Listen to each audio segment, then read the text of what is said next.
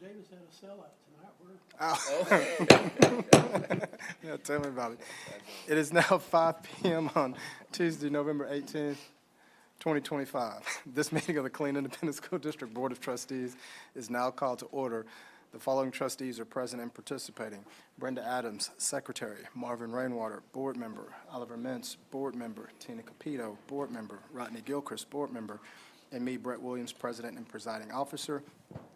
Absent and not participating in this meeting is Vice President Susan Jones. I just want the record to reflect that she is at the Tax Appraisal District on this evening, which is a body that we nominated her for, and she was elected to serve on behalf of this district, so she is fulfilling her commitment. For the record, a quorum has been established and is present. A recording of this meeting is being made and will be available to the public at a later date. We're also streaming this meeting on our cable channel 17 and on the district's webpage. As a reminder, anyone wishing to speak at public forum must submit their sign-up sheet at this time. Ms. Weaver, Mr. Harper, I've been instructed that we have no one signed up for public comment. We will now move on to the next agenda item. That's a different, got to make myself adjust to that, and I apologize. Agenda item number 2, the board will now convene in closed session for agenda item 2B, consultation with legal counsel regarding legal requirements and personnel assignment for disciplinary alternative education program, DAEP, as allowed by Texas Government Code 551.071, 551.074. Agenda item 2C, consultation with the district's legal counsel regarding pending litigation, a settlement offer, or other issues confidential under the attorney-client privilege as allowed by Texas Government Code 551.071. Agenda item 2D, deliberate the purchase, exchange, lease, or value of real property as allowed by Texas Government Code 551.072. Agenda item 2E, deliberate the appointment, employment, evaluation, reassignment, duties, discipline, or dismissal of a public officer or employee as allowed by Texas Government Code 551.074. Agenda item 2F, deliberate a matter regarding a public school student in which personally identifiable information about the student will necessarily be revealed as allowed by Texas Government Code 551.0821. No voting will take place in closed session. Any action the board wishes to take as a result of discussions in closed session will take place after the board reconvenes an open meeting. The time is now 5:03 p.m. and we're in closed session, and we'll go into the superintendent's conference room.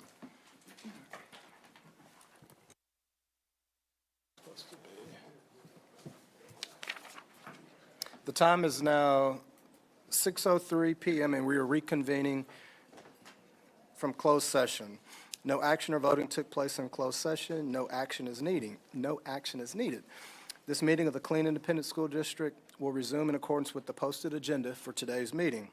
We'd like to welcome Colonel McClellan, our Fort Hood Garrison Commander, as well as our School Liaison Officer, Christine Caparco. There's her hand. She's in the audience. Thank you for being here. Colonel as well. Anyone who did not have the opportunity to speak during public forum at the 5 p.m.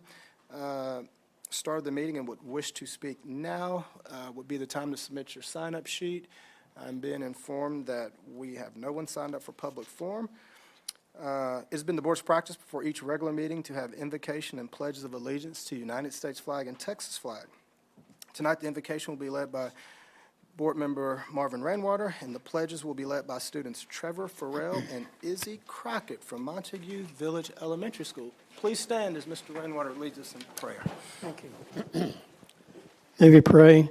Our Father and our God, we're grateful again to be in a great nation where we can speak and think and say the things that we need to say and work with people to make things better. We've had some staff members that have lost family. We have parents and teachers that have incredible circumstances. And we always ask for the love and the grace of God as we go through these tragic, trying times to make us stronger and help us to do the things we need to do. Father, we ask in a special way you'll bless our employees and our staffs so that they may always fill their students with the love of Christ and guide them and grow them. In Jesus' name, amen. I pledge allegiance to the flag of the United States of America and to the republic for which it stands, one nation, under God, indivisible, with liberty and justice for all. Honor the Texas flag. I pledge allegiance to be Texas, one state, under God, one and indivisible. Thank you to both of our students for doing an excellent job.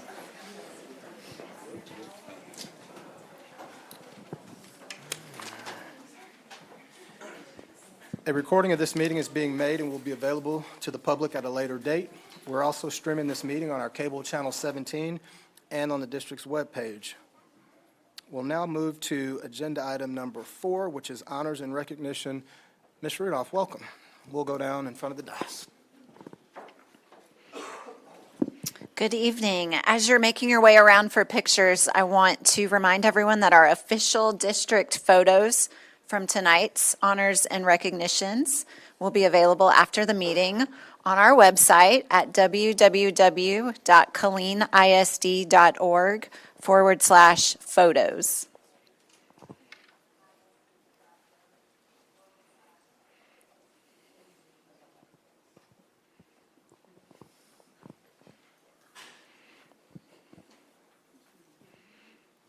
To begin tonight, we have 4 talented Killeen ISD student artists who earned state recognition at the Texas Art Education Association's 2025 Tex EdCon exhibition. It was held in Houston during the annual TASA-TASB convention.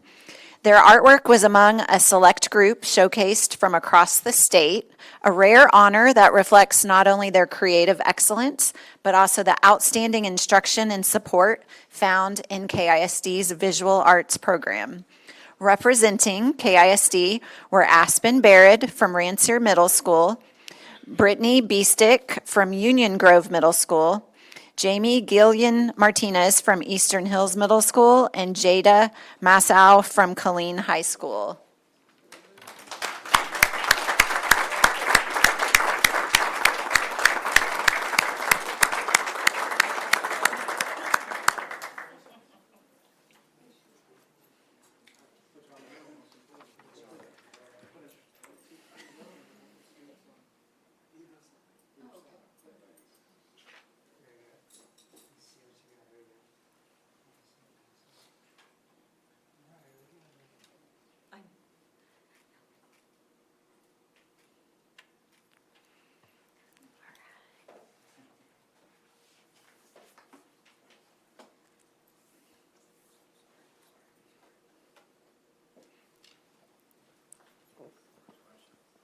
Congrats.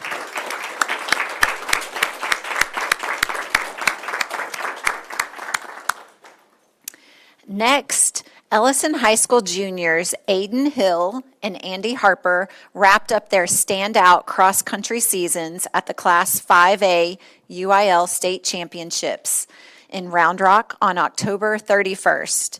Their appearance marked 5 straight years in which the Eagles were represented in the grand finale. Aiden, who won the District 16 5A individual championship and was 14th in the Region 2 race, finished 69th in his state debut. Andy, the 16 5A runner-up, who was 17th at the regional meet, crossed 136th in his debut. The dynamic duo also helped Ellison record a perfect score at the District 16 5A meet for the program's 3rd straight championship. A perfect score is achieved when the top 5 finishers in the race are from the same team. The Eagles team included Kobe Ellis, Justin Rodriguez Quintanon, Jalen Henry, Isaiah Holloway, Quentin Durham, and we have with us tonight as well Coach Jesse San Miguel. Congratulations to these athletes.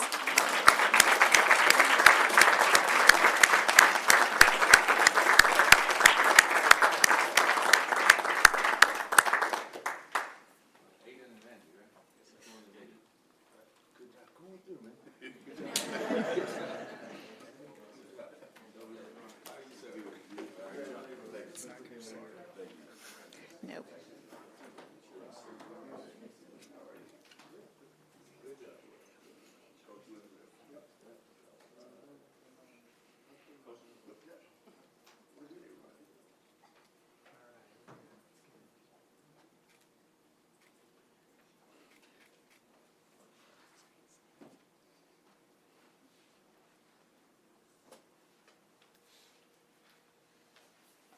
Congratulations.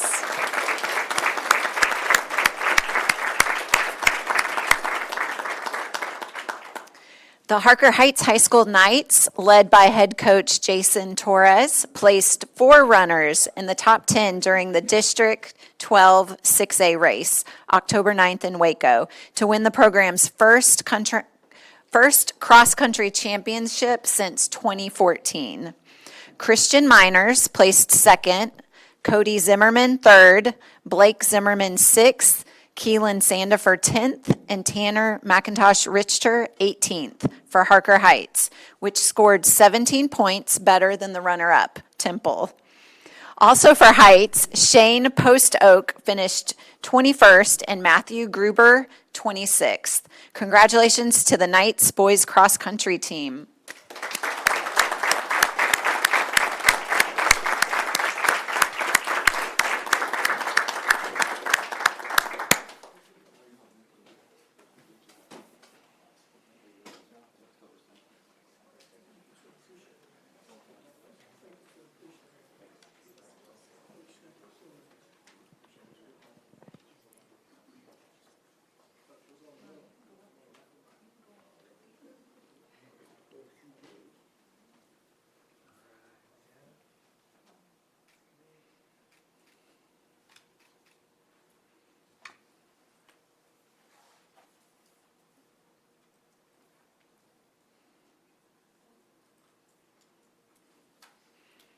Congratulations.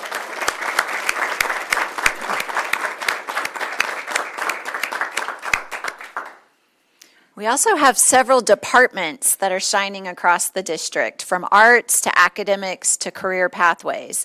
So we're proud to recognize 2 outstanding theater programs recently honored by the Texas Educational Theater Association as 2025 Exemplary Campuses of Distinction: Chaparral High School's Bobcat Drama and Union Grove Middle School.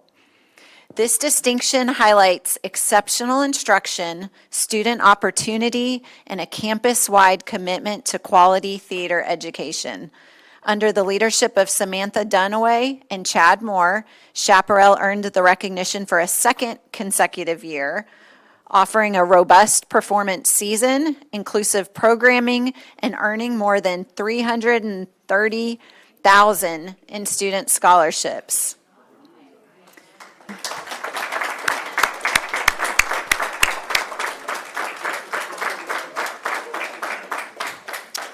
Last year, drama students earned over 142 callbacks to colleges and universities, and as of yesterday, this year, they've already exceeded over 100, with more news to come throughout the week. We're at 158. 158. Okay. And then, let me bring Union Grove out here too. Union Grove Middle School, directed by Blake Jones, advanced from an outstanding to an exemplary designation this year, with students gaining hands-on experience in all aspects of production and performance. Both programs are known not only for their excellence on stage, but also for their leadership in shaping curriculum, mentoring educators, and expanding access to transformative theater experiences across KISD. We are very proud to celebrate these fine programs.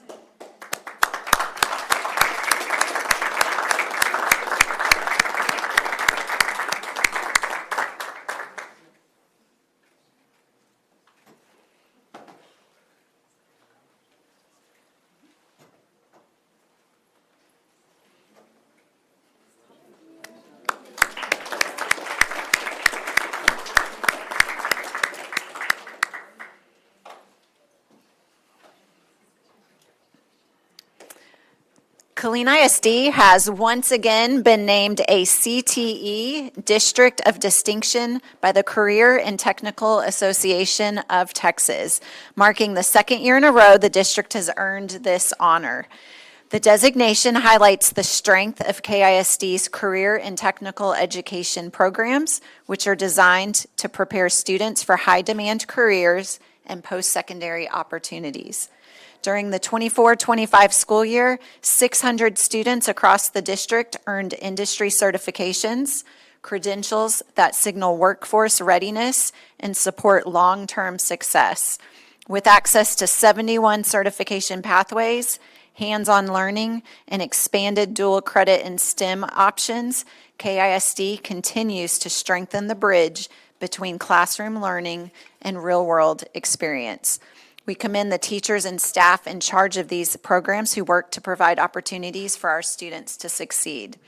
Joining us tonight to represent the CTE department are students John Scott with Automotive, Alejandra Cordova Ocasio, Cosmetology, Jacob Walker, Welding, Jacob Maldonado, Culinary, and Casey Yonke with the Fire Academy.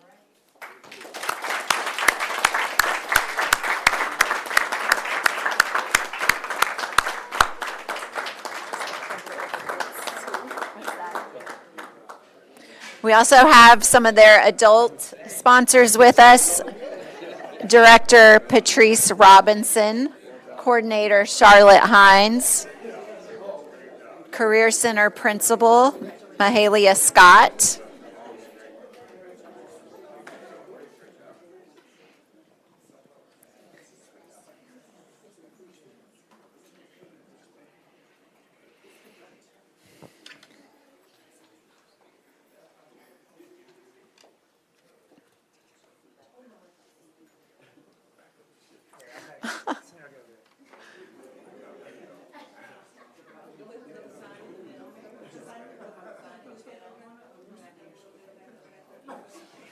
there y'all go. We got it.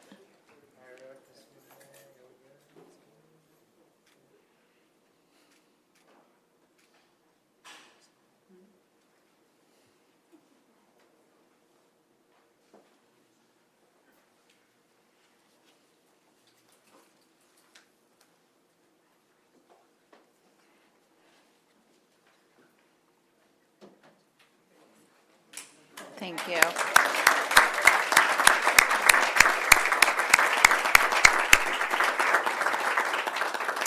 Trustees, Dr. Davis, there are so many great things happening in this district, and we are very proud to get to celebrate these students and staff tonight. That concludes tonight's recognitions.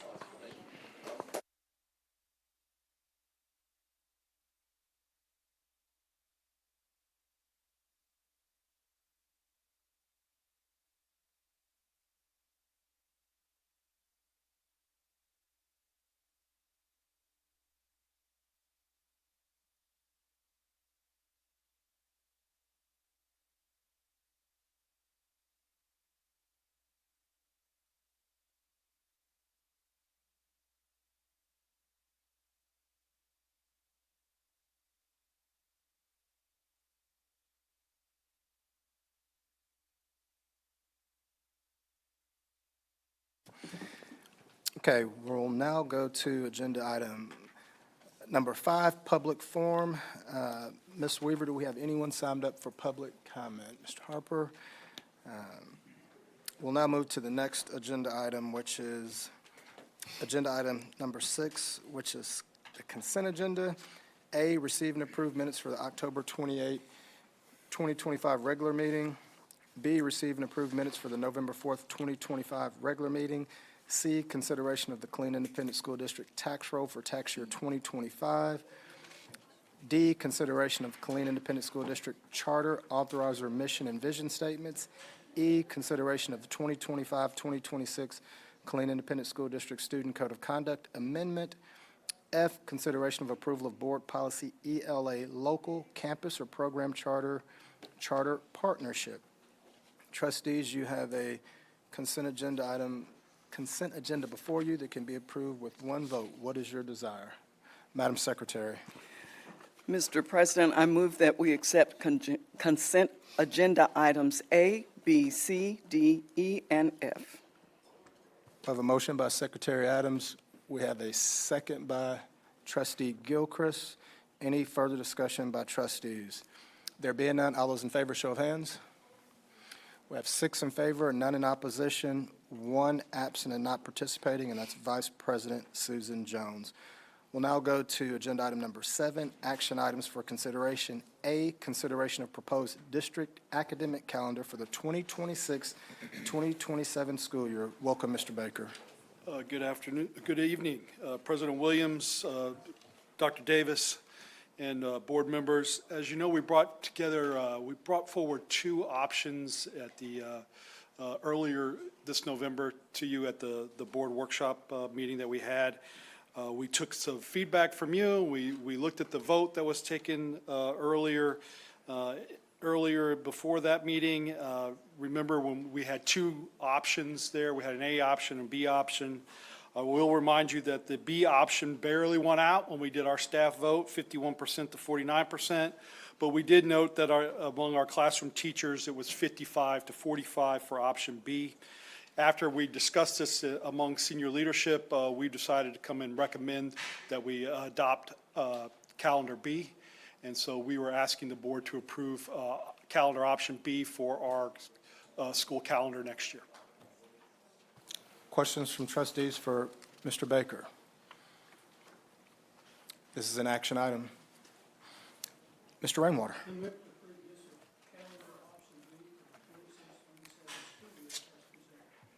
We have a motion by Mr. Rainwater. We have a second by Madam Capito. Any further discussion by trustees? There being none, all those in favor, show of hands. We have 6 in favor, none in opposition, 1 absent and not participating, and Vice President Susan Jones passes 6-0-1. Thank you, Mr. Baker. We'll now go to B, consideration of course requests for specialized learning in Texas Bioscience Institute. Welcome, Dr. Jolinet Creighton. Good evening, President Williams, members of the board, Dr. Davis. The Temple Bioscience Institute determines its course offerings independently based on market demand and student program needs. Sometimes the district is not privy to the course selections before they actually occur. KISD, on the other hand, requests the approval of courses early so that they can appear as options for students as they select their schedules for the following semester or the following year. So we received notification that Temple College added new courses for TBI after our KISD students had already been enrolled. So what we like to do is request your approval for 2 courses so that our students can receive their high school credit in addition to their college credit for TBI. The first course is Specialized Topics in Science, which aligns with Chemistry 2289 and Biology 2289, connected to Academic Cooperative Research Methods in Biology at TBI. This course integrates on-campus study with practical hands-on experience in the sciences, and in-class seminars will combine with hands-on scientific research, allowing individual students to set specific goals in scientific study. Creating this course ensures alignment with the college's revised degree plan, and then it allows the dual credit students to not only receive credit with TBI, but to receive the corresponding high school credit as well. And without the addition of this course in the school district, students could receive the college credit without receiving the high school credit, which could potentially affect their graduation status. The second course is Health 2, and that corresponds to HPRS 1304, which is Basic Health Professions Skills at TBI. This course introduces students to healthcare professions, emphasizes client care, safety, basic client monitoring, health documentation methods, and professional conduct. It introduces students to the healthcare industry, basic healthcare skills, and professional conduct within the health professions. And again, because the college revised their degree plan, we need students to receive the high school credit for the course in addition to the course credit for TBI. Without your approval of this course, this could potentially affect students' high school graduation requirements. Our third course that we are requesting for this evening is for self-contained special education students in 9th through 12th grades, and it's entitled Methods for Academic and Personal Success. And we're requesting this course because of updates from the Texas Education Agency. TEA recently deleted a course. We mapped it to a course for our self-contained SPED students to develop a greater understanding of social communication, interaction, and reciprocity. Students will identify, rehearse, and implement specific interpersonal skills while working toward an understanding of the behavioral aspects of specific disabilities and how those are addressed in increasingly pro-social interactions. This change directly affects how the course impacts students' graduation requirements for the students in self-contained classrooms. So we are seeking approval of these 3 course requests after we had all of our courses approved. Questions from trustees? Mr. Rainwater. Dr. Creighton, you've answered this before, but these TBI courses are weighted grade point courses? Ask me that again, I'm Yes, sorry. ma'am. The TBI courses that we're about to vote on are weighted grade point courses for high school students?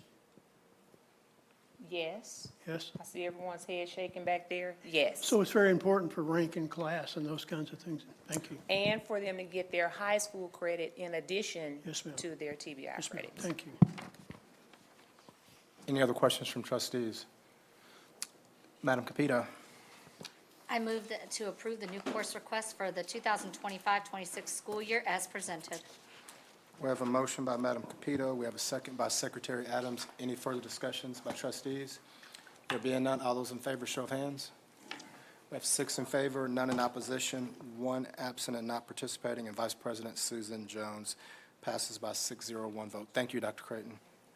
We'll now go to C, which is consideration of the engineer contract for the May 2024 hailstorm roof repair projects. Welcome, Mr. Rich. Thank you, sir. So after reviewing reports provided by our insurance adjusters related to the May 24 hailstorms and prioritizing our needs, we prioritized the following roofs for repair: the Harker Heights High School main building and field house, Ellison High School's main building, auditorium and field house, the property management facility here on Atkinson, and the facilities and transportation facility that's currently right behind our admin building here. So on November 12th of '24, the board approved commissioning Engineered Exteriors as the roofing consultant engineer for roof replacement and repair projects related to the May 24 hailstorm. Since that time, we've completed repairs at Reeses Creek, and repairs are still underway at Pratt Learning and Leadership Center. We reached out to Engineered Exteriors and received proposals totaling $491,819 for the 4 projects. The total project budget for all of these projects is $6,226,653.76, which includes design fees, permitting fees, and contingency funds. These projects will be funded using Strategic Facilities Plan funds, and reimbursements will be sought from our insurance policy. And if approved, the Harker Heights and Ellison projects will be completed over the summer of 2026. The property management and facilities transportation building will begin in June of '26, but we're anticipating those to go into September of '26. They're not necessarily bound by the summer like a campus is. The administrative recommendation is to approve the proposals with Engineered Exteriors for design and engineering services for the fiscal year '26 roof renovation projects, and to delegate authority to the superintendent to execute the agreements. Questions of trustees? This is an action item. Madam Secretary. Mr. President, I move to approve the proposals with Engineered Exteriors LLC for design and engineering services for the fiscal year 2026 roof renovation projects, and delegate authority to the superintendent or designee to execute the task requests. We have a motion by Secretary Adams. We have a second by Madam Capito. Any further discussion by trustees? There being none, all those in favor, show of hands. We have 6 in favor, none in opposition, 1 absent and not participating, and Vice President Susan Jones. Passes 6-0-1. We'll now go to item D, which is consideration of engineering commissioning agent contract for fiscal year 2026 HVAC life cycle replacement. Mr. Rich. Thank you, sir. So on October 28th, the board approved the selection of Estes McClure and Associates as the MEP engineer and Lackey de Carvajal as the commissioning agent for the fiscal year 26 HVAC life cycle replacement projects. Based on work order requests, replacement parts availability, and the age of the existing systems, we've prioritized Ira Cross Elementary School and Montague Village Elementary School campuses for HVAC replacements.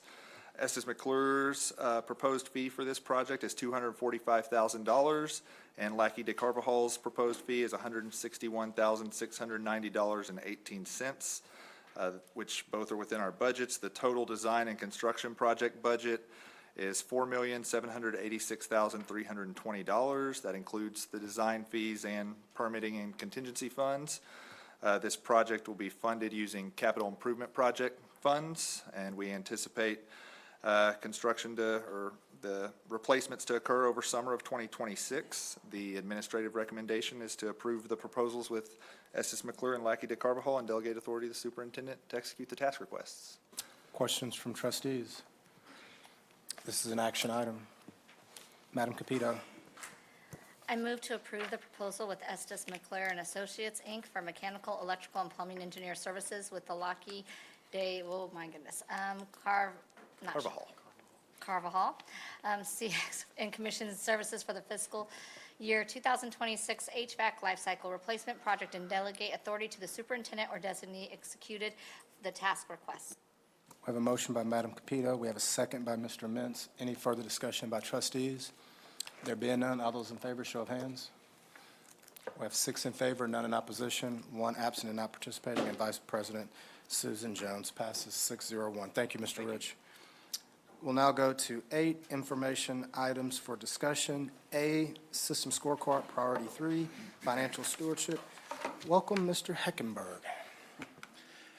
Good evening, board members. I couldn't think of a better way to get introduced into this topic, bracketed by Adam, and then Callan's coming after me to talk budget, talking HVAC and roofs ahead of it. So it's a great lead into this topic.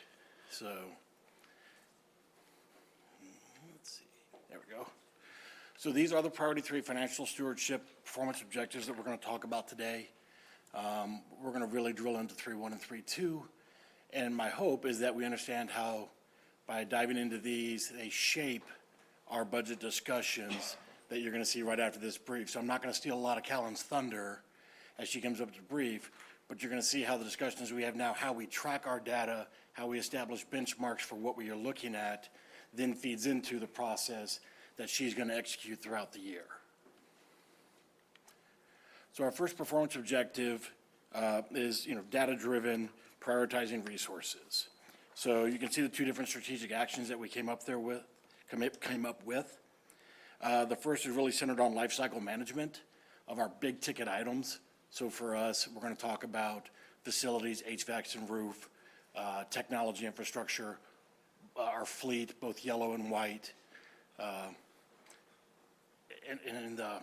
roofs and HVAC. So it's how we see ourselves. What you're going to see is a macro level. We've tried to distill it down, everything from computers to HVACs and roof. How do we convey that to you in a simplistic, easy to digest format, but we have the data behind it. If you want to drill down, we can gladly walk you through that on another time, but I didn't want to bring up 50 Excel spreadsheets where we track all these disparate items that are of different values in life cycles. We distilled it down as best we can, and we'll show you that. And then we have the refined for each topic, and then we can go further if need be. And then our KPIs, for us, it's, how do we make those drive budget decisions? We're trying to figure out our benchmarks now coming out of optimization. What do we look like now so we can assess over the next several years? Are we getting better or worse? Did optimization work? Are we saving money? Are we being more efficient with our technology? Are we putting policies and procedures in place that are saving the district money and not costing us more? So now that we have the benchmarks in place, we'll be able to assess moving forward, are we doing the right things to move the needle in the appropriate direction?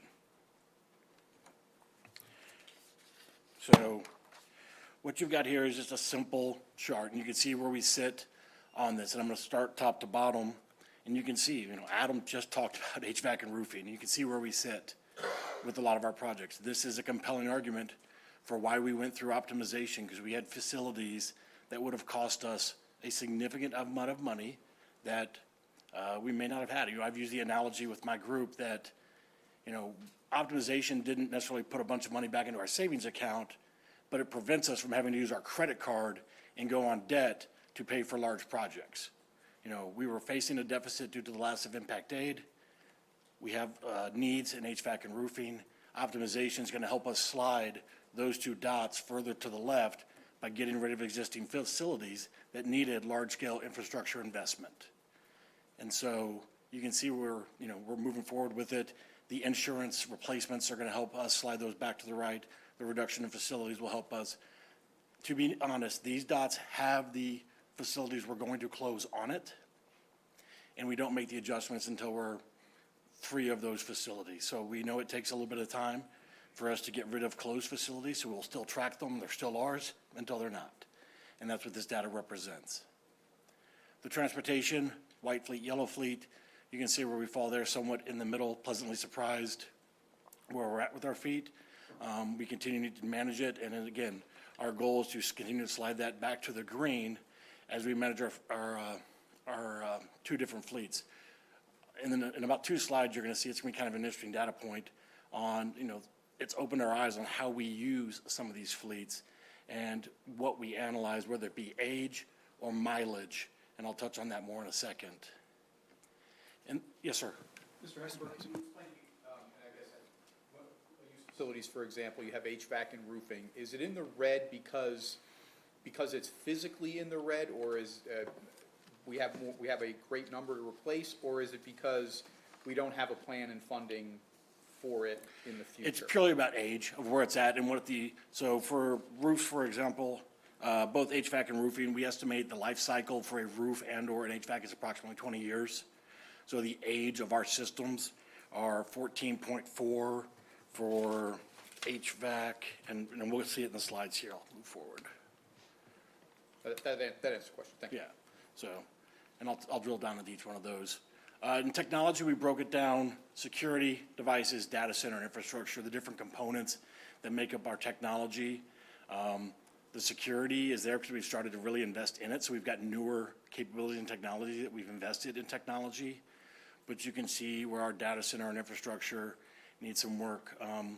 We know coming up, we have an audit specifically on cybersecurity. We are doing some deep diving into where we sit on cybersecurity and investments we're going to need to make and policy changes we're going to need to make on how we improve that. And that will help us reset this as we see ourselves a little bit more. We know as a large district, there's some things we're going to change technology-wise and how we do things to be a more secure district in how we track technology and information. Yes, sir. When I see the security, which it's good to see that, trending to the left in the green, but then I see the infrastructure on the back end. I'm no IT expert by any stretch of the imagination, but aren't those somewhat tied together? Are we saying just totally security is software? So, sir, I'll define. So for infrastructure, we're talking about projectors, PA systems, the UPS, the power supply systems that we use for backup, and then our VoIP phone. So not the same infrastructure. Really, the devices and data center is really where you're talking about, where we're getting into the servers, routers, switches. That's under the data center block. So it's not much better than infrastructure, but it's a little better off. Networks and all of that fall between data center and security for all what I call the things that drive it all. So that infrastructure is nothing related to the actual software or the systems that power the software, if that's I'm no techie, but. Correct. Some of the security is the firewalls, our Content Keeper, which is software-based, and then the cameras itself. There you go. That's that word. Firewall is something that I would have thought was infrastructure. Right. That's under security. Thank you. And then last is our devices of our clients, printers, and then our timekeeping clocks. Okay. So for technology, and I apologize for the numbers there in the middle. So that's a 7.3 is where we sit 6.8, 3.3, and 5 are the numbers there in the middle. That's where they sit for those specific buckets that I just defined for infrastructure, data center, security, and devices. The devices, and we're going to talk about this when we get into the KPIs, but we're sitting fairly well. You've got to remember that we have a large number of COVID purchased devices that were purchased approximately 5 years ago when we bought a lot of technology to send home with students, and those things are aging out about this time. And so we're going to see those come off the books fairly soon, especially the iPads, as they come out of management, can no longer be, they're no longer serviced by Apple in terms of software patches and fixes. So technology-wise, again, we have each one of those buckets, so if you wanted to deep dive into infrastructure, we could go by individual type and show you, you know, those, the number and where they sit in their own individual life cycles. Okay. Same thing for transportation. So yellow fleet, white fleet. So it is ideal that you try and keep your white, 10 to 15% beyond the life cycle, which is, we're defining as 15 years. And you can see the white fleet's a little older than the yellow fleet. One of the things as we've dove into this and did some analysis is that we have vehicles that are older but low mileage. And so it makes us go back and look. Now we're looking at how do we rotate our fleets, what vehicles are getting the most use, where, do we have multiple like vehicles that aren't getting used? And it's just a matter of us rotating them. It's that one pair of socks never gets worn because it's the very back of the drawer or something. Or, it just doesn't look as nice, or it's just, this is the truck that Bob likes to drive. We're diving into that to see, what can we do there to better manage our white fleet? And is there any things to learn? Those older vehicles are still well maintained, still low mileage, and we're learning to balance that, and we're continuing to assess the metrics there. Our yellow fleet's still in pretty good shape for where we're at, and, buses are expensive, we all know that, and so incrementally, we've done a good job of sustaining that and refreshing them to keep us in a good, healthy place. And then we were just talking about HVAC. So in order to do the HVAC, we took the number of units times its age and then divided it by the number of units to come up with the average. So that's that 14.4 out of a 20-year life cycle. And then for our roofing, we did the square foot times the age of a building, then divided by the total overall square foot to get us our average age of roofing, which is, again, is right at 16. So we're a little older there, but we knew that. We knew that going into optimization. We knew we had issues with roofing coming out of the storms. But, we know we're going to have to continuously factor those two items in. Again, Adam has other breakdowns. He has metrics for everything, tracks, gym floors, flooring, elevators, et cetera. We have all of that, but these are the biggest ticket items that we wanted to make sure we brought to you all today. Yes, sir. Mr. Heckenberg, and on this one to me, is really important, and we talked about this on yesterday, because this is the bulk of what we really spend money on every year, roofs and HVAC, and they're the things that upset students and staff the most when HVAC is not working and water's dripping down on your head. But also, it's just a little alarming because we see where we want to be, and it's the biggest expense area, and it's the one area that we're over it by the largest amount. So obviously, we've got to figure out a way to get that down, and, that's something for you and your team to work through. But that's obviously probably a pretty big purchase up front to catch up because we're obviously behind. And again, a lot of the roofs and HVACs that are causing those numbers that are older are the facilities we're coming off that will come off the books that we're not going to invest that money in to fix. So once we get through all the final optimization, those facilities come off, we'll see that orange number come down closer to that green line, which is the target goal average as we move forward. And one other thing I'll add, and I'll defer to Mr. Mintz, but when we get that back down, we do have to understand that something occurred that got us where we are today. We have to maintain it correct. We have to continuously reinvest early to make sure we don't allow it to get in a problematic situation. Yes, sir, you are correct. Trustee Mintz. And Mr. Heckenberg, and it just jogged my memory, and it's maybe a follow-up to Mr. Rich's presentation. Reimbursement from the insurance. What is, if you can put a number on that, percentage that we've gotten, percent likelihood that it's going to happen in the future?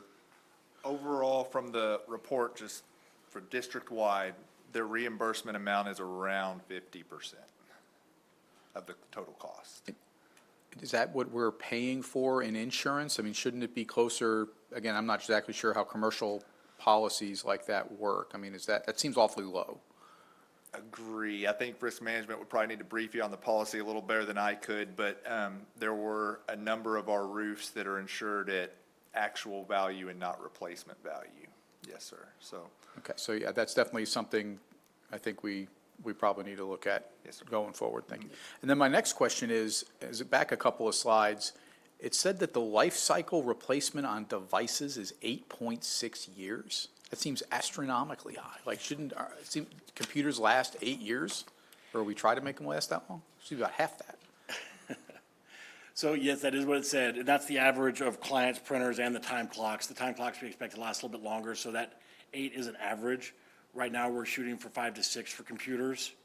The time clock added earlier, and so do the printers, surprisingly. Because a lot of our printers are the very expensive industrial, not the ones you and I have at home, and those do last a little bit longer.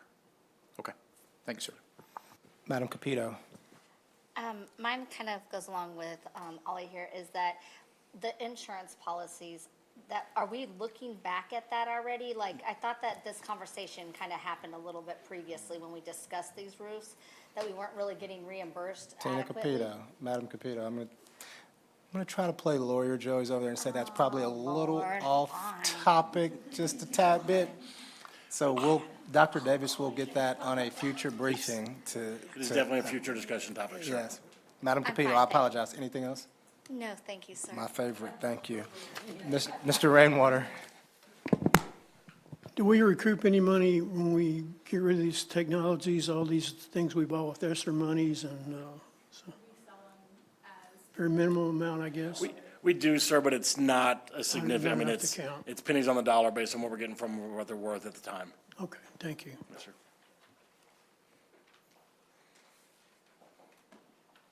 Okay. So on our 3.1B, these are some of the KPIs that we're briefing, that we're tracking here as additional data points. And again, this is the benchmarks we're looking at to see ourselves now, and then we will judge ourselves against as we move forward. One of the very first one I want to point out is that 1.61 number of devices per student. That's pretty high. We have over 82,000 devices. So a lot of that is COVID purchasing, where we bought a ton of iPads and other computers. Some of that is with middle school testing. We go one-to-one with middle school testing requirements. Some of that is the campuses have access to funds where they previously would purchase computers, but without turning computers back in. It wasn't a one-for-one exchange. Because they had access to those funds, they would buy more computers. And so we are now put a stop to that. So computer purchases for campuses now are getting reviewed by technology, getting approved. And if it's buy one, you get one up unless there's a compelling need. So now it is, you define the requirements you have to run software, or, what your requirement is for the course. If we don't have a machine on hand, we will then purchase one, but it's turn one back in that you're not currently using. Because we have acknowledged we have an excess right now. We're working to bring that back down to a management, because it's not, the cost really hits us, and you can look at the very next box next to it. Unsupported devices on the network, it's because we run out of people to maintain 82,000 devices and keep them patched, updated, stigged, reliant on the network. And so we've got to get those machines off the books, turned in, so we can manage a reasonable fleet of computers and clients, and we are moving in that direction right now. Mr. Mintz. Mr. Eckenberg, I appreciate that. I guess getting rid of these things that are either A, not supported, or, 1.61 seems awfully high. My concern is not financial or management. My concern is security. Every single one of those devices represents a potential hole in the network. So if we have ones that aren't supported, we have ones that aren't used, let's get as many of those things off the network as we possibly can. And I see heads going up and down, so thank you for that. Yes, sir. It's been a big push of mine as I came in, to bring that number down for that reason. Coming from where I come from, cybersecurity is obviously much more stressed than it is in the school environment, and we're trying to bring some of that back. Mr. Rainwater. I was just wondering if the total numbers of devices per student, 1.61, it's not working devices.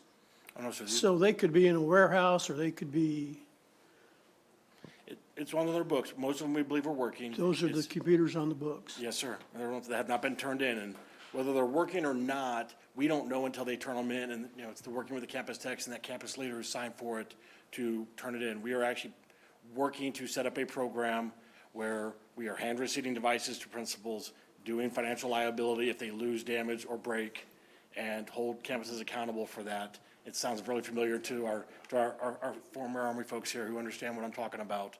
And we're moving to a system like that where we have much better accountability and controls over devices and the damage and accountability of it. Sure. So we talked about the devices, and that's data as of October 28th. The operating expenditures, that's a calendar number. So we are required by board policy to keep 3 months of fund balance available of operating expenses unassigned. That's at 3.2 months. I do note that due to the increase in spending because of the pay raises primarily that we gave out, we are projecting that to be closer to 3.02 for the following year as we've spent more money on salaries and things of such. So we're still above where we need to be. But again, when we talk about having a ton of excess money come out of optimization, we don't. And it's just one to keep in mind. You know, we're getting back to where we're balanced. Meal participation percentages, school nutrition does a fantastic job of getting that data up. We don't have the dinners in here yet. We will include that next go around, but you can see where we're at on the breakfast and lunch percentages. The meals per labor hour, our goal is 18. We're actually just a little below that. We are working right now to reassign some staff to move them around to get us closer to that 18 meals per labor hour with staff to make sure we're hitting that goal. Mr. Heckenberg, quick question. This is probably, I don't see the person who would answer this in the room, but on the meal participation percentages, you see that number, and so to become a campus that qualifies for free and reduced lunch, there's a number that, is there a percentage or a hard number that, see, I'm trying to make the correlation, so if it's 70% of the people have to be eligible, but then if only 30% are taking advantage, that's what I'm trying to figure out. I know enough to be dangerous. Okay. There is not a percentage to qualify for free and reduced lunch individually. So want to make sure you understand that. Individually, any student that qualifies can apply for and receive free and reduced lunch at any campus. But then we have what they call that community eligibility provision. And I don't know if there is an exact percentage, but it has to do with overall the percentage of students that are economically disadvantaged and whether that makes sense with the reimbursements that come in from the federal government to offset that or actually increase revenues. Here's the number here's the data set I'm looking for is if there's an overall percentage of students in the district, I'll say, that qualify for free reduced breakfast and or lunch, of that percentage, does this number represent 31% of that percentage? No. See, This that's- is truly 31% of every student in the district. Yeah, and that's the thing. I just want to try to figure out how many students that, you know, state or federal government says you should be getting this are taking advantage of what's being made available to them. That's, you understand that data set? What I'm the looking goal for? is, I do understand Yes, the question. Thank you. And we can get that answer for you. Yep. Okay, so we'll move down to the bottom row now. So the first is property management work orders. This is just for the first 3 months of this year, so July, August, September. You can see in July and August, we start getting pretty full up with work orders as we get set conditions for the school year. And then they continue to work that and improves each year as, you know, they get a lot at the start of the year. But we have identified that, and we're going to work to either bring in short-term hires, et cetera, to bring to next year. Those numbers should be much higher. And we've identified a problem at the beginning of the year. We won't make the same mistakes again. We'll adjust staffing, short-term temp hires, et cetera, to move that to set conditions. Obviously, we know we have a lot of heavy lifting to do this spring and summer as we adjust campuses, move programs, and we will account for that. And just last thing, just an asterisk, I would say, is just wherever the hot spots are, because this is, once again, it's an overall number versus where do you see the hot spots that this campus had 200 work orders, but they're less than 30% of them Yes, were completed, thank you. And then the maintenance is a similar, as they set conditions at the start of school, they don't get all of them filled, and that's how you see 106% in September, because those August work orders rolled over into September, so they did all the September ones plus the backlog from August to increase those numbers. And then finally, transportation costs per student, we're fairly consistent there. Again, as we go through optimization, I'm very curious to see where these numbers end up now that we are fewer schools, but slightly longer routes, to see how that number plays out moving forward, and we will adjust accordingly with either additional routes, additional transportation, and other changes. Okay. So on 3.2, preparing budgets using transparent and open communication among stakeholders. It also has two different strategic actions. We're going to spend most of the time on the first one here. And so what we've done, working with Callan, and I'm not going to steal her thunder. She's going to talk some of this here in just a second. But we've got a budget timeline broken down in the 4 phases of planning, development, prioritization, and adoption. And what I really just want to highlight is those items in red is where we have staff and/or board injects into the process of where, I know you all have received emails and phone calls from Callan as she seeks some of your feedback.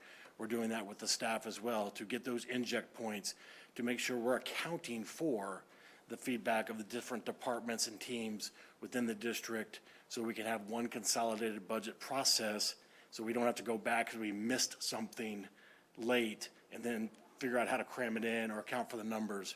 We want to do this incrementally, but with transparency as we move forward and allowing everyone to have the right input as we make adjustments. Okay. And then the last one's about our transparency. As you can see, we're pretty good at it. Callan and her team do an amazing job of keeping us on the right side of the accounting and what we're doing. It really ties back to the first bullet of our transparency and inclusion into the process, and allowing everyone to get a vote is really what we're striving for, to make sure that we're being clear on how do you ask for something? How do you make sure that a program, a need is being met? And so as we go through that process, this process right here, we'll make sure we show you this is where the thing you asked about, it's here. We're not going to go through every line item, but we'll make sure to highlight those special requests and call-outs to make sure that it's accounted for in this bucket as she works through the budgeting process. And then our last performance objective is updating policies and procedures.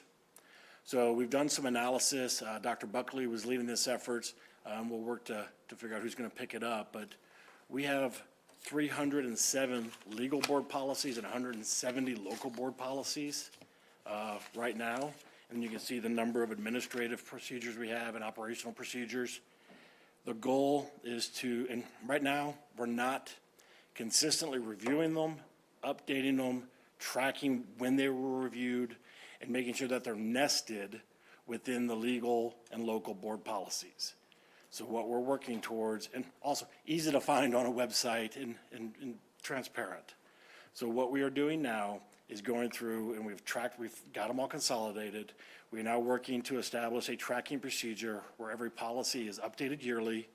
It is reviewed and re-signed so we know that it was looked at. So the policy may not have changed, but at least we're going to say we looked at it so it's not dated 2015, because we don't want to make people think we haven't looked at it since then. It just didn't require an update. The other part is we're working through to nest it. Our procedures should nest with a board policy. So we will tie it back in with, using hyperlinks and nesting, so it's nested with a board policy, so it ties back to, overarching guidance. And it should look very similar to the military folks here, how doctrine nests and works its way down, and everything stays connected. So we're reviewing it, trying to make it easy to locate, all on one website, so you can so you can walk the dog from a board policy to a procedure to an operational procedure. And that is the process we are starting now to work through this process, to work with all the stakeholders from the different departments, communications, technology, to bring all this together. Questions? So that is it for me. Pending any Questions from on- trustees?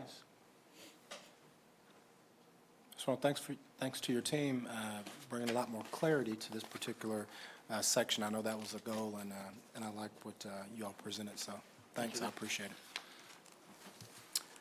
Okay, we'll now go to the next item, which is B, discussion of fiscal year 2027 district budget planning. Welcome, Callan Vaden. Thank you. I can't believe we're here talking about fiscal year '27 already. Seems like time is flying. Did want to, got a timeline, talk through, I'm not going to go through every single one of these items, but did want to kind of highlight some of the more important steps, I think, along the way.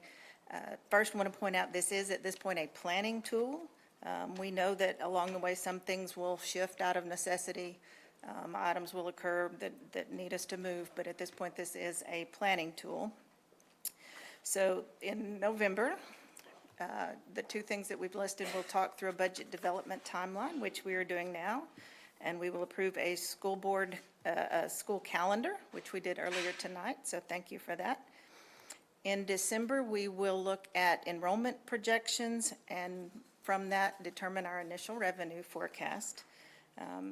Then we will also determine the placement of our special programs, which absolutely will impact this budget process, and determine placement of funding. We will discuss budget initiatives and assumptions. Like Mr. Heckenberg mentioned, have reached out to some of you, not all of you yet, but that's coming very soon, regarding input as far as priorities from the board. We're looking at that internally as administrative staff as well.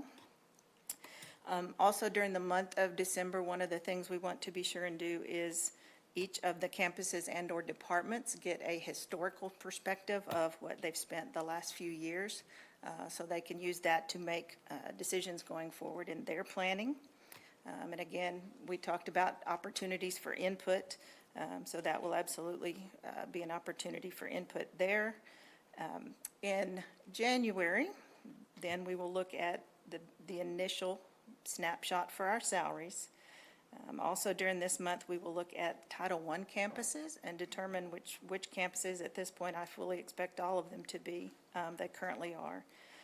And then those Title I funds, and also state compensatory funds as well. Those are funds based off of our at-risk or economically disadvantaged students, and so that's funding that campuses have discretion on how they spend that, so they can make sure they meet their needs as they see fit. In February, we will look at staffing allocations and present that to the board. I think last time it was done through the system scorecard piece. So we will make sure that we do that and also review those with the principals. We've talked several times about the staffing allocations since we're going through this optimization process and closing some campuses and those kinds of things, that may be 2 or 3 or 4 meetings. And we certainly want to take care of those campuses that are closing. We certainly want to make sure those staff are taken care of and given priority as far as other campuses. And so may require more than one meeting for that. Also in February, campuses and departments will have the opportunity to request either additional FTEs to kind of consolidate some current FTEs, any pay grade changes, and/or any non-staffing requests, either for a one-time thing or a permanent increase. So they will have the opportunity to request that. Again, opportunity for input. Then in March, we will look at the approval of that, any FTEs or non-staffing changes that would occur. And then also that month, then the campuses and departments will actually submit their budgets for consolidation into the district budget. In April, we'll get our preliminary property values and do an updated revenue forecast. And the intent is to have a discussion on compensation plan, GPI, any benefit-related information in April. Went too far. In May, Again, if needed, have additional discussion and approve the compensation package and GPI. In June and July, we will have draft budget presented, look at certified values in July, final revenue projections at that point. And then in August, we will actually go through the official adoption process, propose the budget, the public hearing, and the adoption of the budget and the tax rate. So that's kind of the overview of the process. Again, there's several steps in there, as you can see, and the public can see, that are involved in this. We want to start early. We're going to look at our revenue projections and then get our stakeholder input throughout the process and continue to refine that along the way, making sure that we are in alignment with priorities set by you and then the stewardship or the financial goals that Scott just talked through as well. So a couple of items in summary. Most of this process is approximately 2 months earlier than it was last year. A big piece of that is related to, it's not a legislative year, and so we're not having to wait to make decisions like we did in previous years. And again, talked about, we will likely need to make some changes, again, surrounding optimization, staffing, campus needs, et cetera, in light of optimization. So that's it. Questions? Questions from trustees about the budget timeline or probably anything budget? I would just ask that whatever anyone submits, that it just be based on student performance / student achievement. Doesn't matter, I mean, the life cycle stuff's really important, that needs to happen, but we can have the best roofs and air conditions in the world, but if our kids are not achieving at a high level, all is lost. And so for me, that'll be what I'll just say all the time, forever, as long as I sit up here, is how does this impact student achievement? Because I just want to make sure that's what we're focused on, so. But thank you, we appreciate you. Absolutely. You're welcome. All right, we'll move to agenda item number 9, discussion of future board meeting agendas and trustee remarks. Ladies first, we'll start with Madam Capito. The hard work, and I know that this next year will be a heavy lift, but I think everybody is doing a great job, and so thank you for that. Madam Secretary. I'm good, sir. No comments. Trustee Mintz. I am good, sir. Thank you. Trustee Gilchrist. Thank you, Mr. President. I only have one ask tonight. Mr. Rich, if you could, we're about 6 months into that renovation project over there, the admin building. Can you give us kind of an update briefly? Not right now, but coming, just kind of let us know where we're at, how we're going, how's it going, that kind of thing. That's it. I just want to know, because we spend a lot of money over there. Thanks. Trustee Rainwater. Just congratulate Dr. King Davis, on his first board meeting as superintendent. Thanks for your work. Yes, sir. I echo what Trustee Rainwater just said. I think good days are ahead for us, but I want to say to the trustees, and I didn't get a chance to say it last night, man, it's good. It's good to work with you all, because this process of getting a superintendent in place, I don't think each of you realize the unique role that each of you played. And you all know the conversations that we've had, and I'm just telling you, it was special. And I appreciate y'all for being that group. And Dr. Davis, I appreciate you for being willing to step up to the plate and take the challenge. And so, but now it's about, let's just win every day. Let's just try to win every day, one day at a time. Let's keep getting after it and do what's right for our kids. And so I'll turn it over to you now if you've got anything related to agendas or anything, Dr. Davis. No, Board President, thank you. Again, game on. We're working, so I appreciate, again, the support. And I know the team's looking forward to Thanksgiving, and so anyway, time for a little rest and relaxation. But anyway, nevertheless, thank you all for your support. Yeah, and I'll back up because this is the last meeting. Thanksgiving is next. God almighty, Thanksgiving's next week. Happy Thanksgiving to our district families as you head into Thanksgiving. Be safe in all your travels. And Dr. Davis, I believe we have another item we're going to take up. I know, Joey, do I need to call them? just the one particular one that I didn't call? Okay.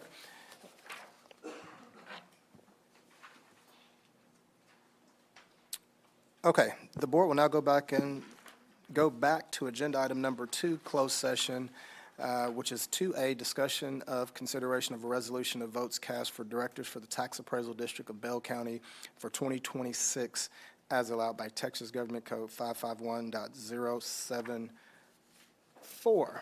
No voting will take place in closed session. Any action the board wishes to take as a result of discussions in closed session will take place after the board reconvenes in an open meeting. Want to confirm, Dr. Davis, there's no other items other than that one? Okay, so One? I'm, Yeah. Callan, yeah, that's right. which one is that? Oh, that's, Okay, that's the one I just called. Okay, that's what I just want to confirm. okay, gotcha. And so, and before we go into closed session, just for the viewing audience to understand, we call these, we may not necessarily take up all these items every week, but with new posting requirements, this ensures that the superintendent and staff have an opportunity to brief us on anything that may occur after an agenda would have had to have been posted, so it does not prolong their ability to inform trustees of things that are going on in the district. And so in some cases, we may call them all and may not take up only one. In the case of tonight, we're actually only taking up 3 of the items that were on that agenda for closed session. Trustee Can I just Rainwater. say, these closed session items are required by statutes. We're not going into closed session because we just decided we wanted to discuss something. Correct. Correct? Or are you shaking your head no, Joey? Well, legally, Joy Moore, come to the microphone, please. Help us to help the audience. The closed session exceptions are your choice to go into closed session. They allow you to go into closed session. And that is the recommendation, to go into closed session to discuss these things. You're not required to, though. And I just want to be clear on that. You can discuss pretty much anything you want in open session, but there are legal reasons and otherwise you would not. So if you're going into closed sessions, it's usually under advice of counsel to do so. Thank you. Thank you.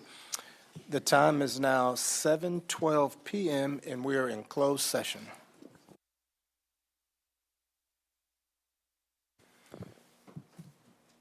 The time is now 7:30 PM, and we are reconvening from closed session. No action or voting took place in closed session. The board will now go back up to agenda item number 3, which is consideration of a resolution of votes cast for directors for the Tax Appraisal District of Bell County for 2026. Trustees, this is an action item, but any questions or dialogue in advance? There being none, this is an action item, and I will make a motion that we move to approve the proposed resolution of votes cast to elect directors for the Tax Appraisal District of Bell County for 2026, casting the district's allocated 338 votes as presented on the official ballot for 338 votes cast for trustee Oliver Mintz. So you've got a motion by President Brett Williams, and we've got a second by trustee Rodney Gilchrist. Any further discussion by trustees? There being none, all those in favor, show of hands. We have 6 in favor, none in opposition, 1 absent and not participating, and Vice President Susan Jones carries by 6-0-1 vote. Best of luck to you, Mr. Mintz, and thanks for your willingness to serve. And with that, we will now go to agenda item number 10. Madam Secretary. Mr. President, I move to adjourn. We have a motion to adjourn by Secretary Adams. We have a second by Madam Capito. Any further discussion? There being none, all those in favor of adjourning at 7:31 PM on November 18th, 2025, show of hands. Is your fingers broke, but it's okay. We have 6 in favor, none in opposition, 1 absent and not participating. Vice President Susan Jones. We are adjourned at 7:32, actually, PM. We are adjourned. Awesome, people, awesome.